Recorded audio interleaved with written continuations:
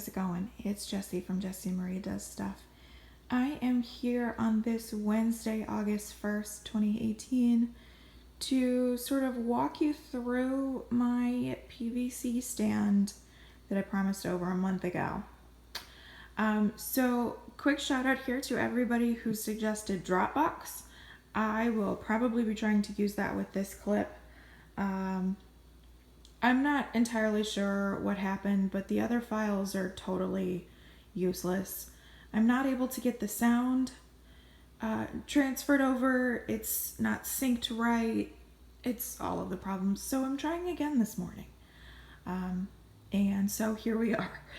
So this is not going to contain any demo of me stitching at the stand, but to be totally honest, I don't think that part is necessary anyway. So we're just going to roll with this. So as you can see, I've got the stand all put together and set up. Excuse all of the extra stuff over there on the dining room table here. But I've got the stand all set up and I have my Millennium frame resting on it so that you can see it. See that it is indeed strong enough to hold a heavy frame such as this. And I know that specifically Stitchy Girl NSR, who requested this demo, she uses Omanique, what's that frame called? You know the frame, Quantum. The Quantum frame, which is comparable to the Millennium as far as weight is concerned. So this is the 24-inch Millennium, so 24-inch working space. And I've got it set up on my PVC stand here. So this is the reason why I wanted a stand like this. I stitch primarily on my Millennium frames, and if I'm traveling, such as going to a stitchy meetup in Northern Virginia or to a retreat, I wanted something that was a little bit easier to travel than my Lowry, because my Lowry can be heavy and you need stuff to weigh down the base of it so that it doesn't topple over, especially with a frame like this. And so I just decided to convince Danny to build me something. And the basis for this is Pam Reed's stand. So Pam Reed has a really fabulous demo of how she created her stand. But one of the things that lost me on that stand was that it is basically a Q-snap with legs. And I wanted something different. I wanted something that I could use my frames with, not something that I would snap my project to. So that's where I got the inspiration. And I told Danny what I was after, and he made it happen. So let me walk you through the parts and show you what you're gonna need. So I'm just gonna take Lady of the Flag off so that you can see the stand on its own. It's pretty big. I'm not gonna lie, it takes up a good amount of space, but I don't know. It's kind of one of the cons to the thing. So this is done using 1-inch PVC pipe and then various couplings. Okay, and I have the measurements here so that I can walk you through it. So the legs are composed of 2 9-inch cut pieces, roughly 9 inches. This is all very, it's all estimates and sort ofs and maybes. So there's 4 of the 9-inch pieces to compose the feet and the base, really, of the stand. Then this piece here that is the legs, let me see, those are 12 inches, and so you would need 2 12-inch pieces. Okay? Then these 2 pieces here, repeated on the other side. Each of them are 3 inches, so you would need 4 of those. I'm going to come down here. The arms here are 12 inches as well. So all told, you would need 4 12-inch pieces for each of those two. Now this is where things get customizable. So that piece there, I have about an 11 or 12 inch. Danny said that he really thinks that that was more 11 inches. I also have a long frame adapter, so to speak, for if I was to use this with my really big frame. I haven't yet, but the option is available to me if necessary. So this is where you can customize it to fit whatever frame you have. Just do something that's, I don't know, less than half or about half of the width of your frame, whatever that may be. As far as the couplings are concerned, you need 6 elbows. So 2 for this part that your frame rests on, and then up here for these corner bits. And then you need 4 T's. This is really great. I really wanted a T coupling here because it means that I can tilt the stand however I need to. And then the T's are also for the legs. And then you need 4 just straight couplings. And these are just for the feet, just for some stability on the feet, to balance out the height difference with the T's there at the center. Now, one thing I will tell you is that if you don't have a PVC cutter at home, which, let's face it, the average person doesn't, then one really great option for you is to go to your local hardware store, Lowe's, Home Depot. Those are the only 2 I can think of off the top of my head. And they will cut the PVC to the lengths that you need. They'll do that for you. I don't know if there's a cost associated because Danny works in pipe work, and so we have a PVC cutter here at home.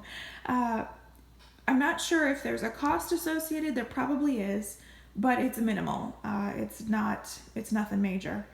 And I also know that Tracy P contacted me about a couple months ago and asked me about this, and she was able to build one, and I think that she took her PVC to a hardware store and had them cut it.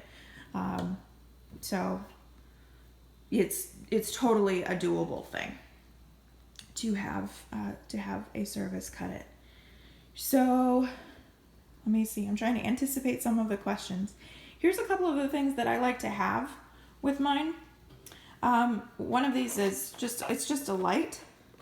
It's my Nicole LED clamp light, and this clamp fixes really nicely up here. And what's great is that because the frame is separate from the stand, I can flip the frame to get to the back without adjusting this at all. No problem. But that clamp does fit on the top of that, and I use that at retreats. This is a little phone stand that I got from Eat Sleep Knit. It was reaching a certain level in the Yarn-a-thon. It was like a bonus for that. But it's really great for digital patterns. That's just something I like to have if I'm working on a surface like this, like on a table. Excuse the dust, my goodness. Because I can rest my phone there and be able to read my phone. So there's that. One thing that I have found to be invaluable with this, and this might be true for anybody who's working at a table, the first time that I gave this a test drive was at a Stitchy meetup back in early May, and we were doing an all damn day in Fairfax.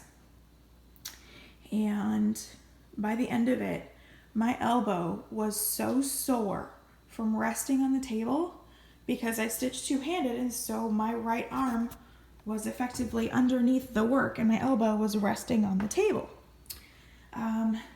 My elbow was so sore, and so I had, and it was sore for a couple days. So I knew that I had to find something for that. So I bought this off of Amazon. It's a gel pad used primarily for truck drivers, I guess. It's just a squishy gel thing that's meant for your elbow. There's a sticky on the back, but I haven't removed that because I don't really want to stick it to my table or to any surface. And so it's just somewhere to rest your elbow because I had a terrible, just a terrible elbow pain. So that might be an option for anybody who's working at the table, regardless of if you're using this stand or another. So there's that. I'm gonna put Lady back up on the frame, on the stand. Gotta figure out my turns here. So the question has come up. Okay, this is really great. If you're working here in the center, no problem. You can even see through the fabric. You can see the arm there. But what if my stitches extend out here? Is this thing gonna topple over if I shift? And so I will show you. I have shifted that completely over so that I can reach even the farthest edge of the fabric here. And no problem at all. And the same is true in the other direction. That was really the reason why I wanted like 1 inch PVC or 1.5 inch, because I wanted it to have the stability to be able to hold this thing pretty much however I wanted it to. And so it has no problems there whatsoever. One of the things that I need to do is I need to glue it in certain places. So like maybe here and here I'd like to glue because those are permanent. This one I don't need to glue because I would like the ability to be able to swap that out if I need to. I don't want to glue in either of these because one of the great things is being able to take this down and pack it up, nicely. So I'm going to do that here and show you what that looks like when it's all torn down. So let me do that real quick. So there are I usually break it down into these 3 pieces. And then I have a bag that I put them in.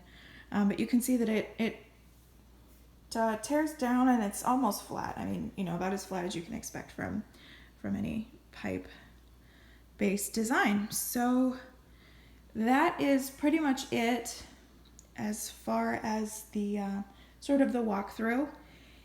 I am going to list the materials in the description box below so that you can always have access to that. You don't have to watch this whole thing through for the dimensions or for the counts of pieces that you need and whatnot.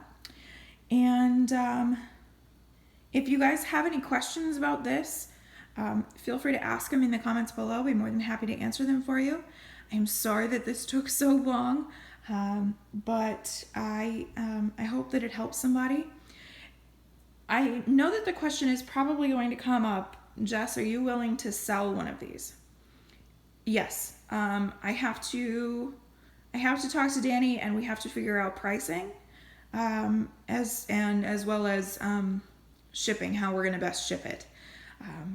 So stay tuned for that. I would also like to pretty it up because this is it's pretty basic. It's pretty boring. So I would like to pretty it up before selling it.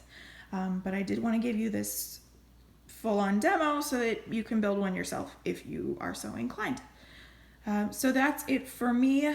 Thanks everybody for watching. Thank you for your continued support of me and my channel. I hope that everybody's doing well.